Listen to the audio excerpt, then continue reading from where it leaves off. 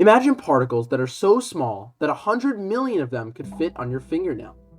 These particles are called atoms, and they are the building blocks of everything around us.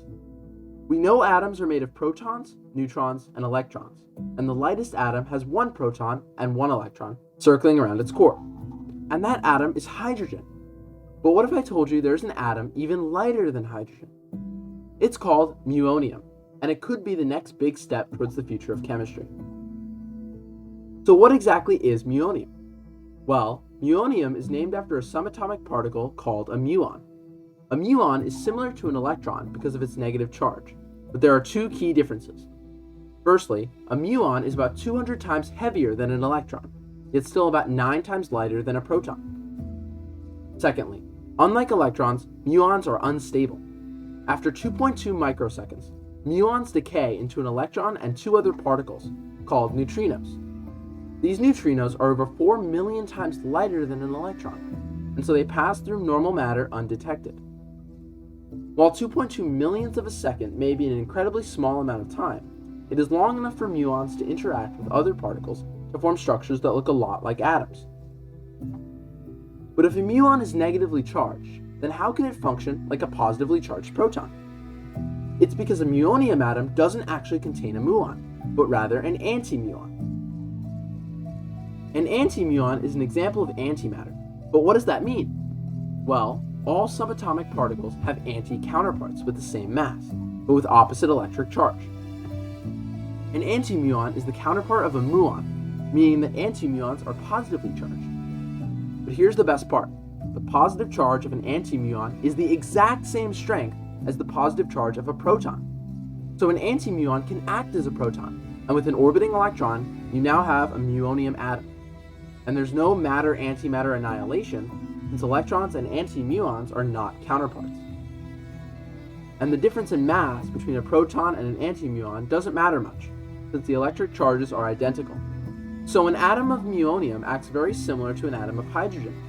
This is why many scientists classify muonium as the lightest form of hydrogen, giving it the chemical symbol Mu. Yet some scientists consider muonium as its own element, instead of a form of hydrogen. This would make muonium the simplest element in the universe. Unlike protons, antimuons are fundamental, meaning they are not made up of smaller particles. Protons are made up of quarks, meaning that the simplest hydrogen atom is more complex than muonium. But how is muonium created? Well, muons are created as decay products of collisions of cosmic rays with particles of the Earth's atmosphere. A positive muon, or an antimuon, then binds with a random electron to form muonium. So why is muonium useful? Well, it's because we were able to study the spectrum of muonium, which is the electromagnetic radiation that the atom absorbs and emits.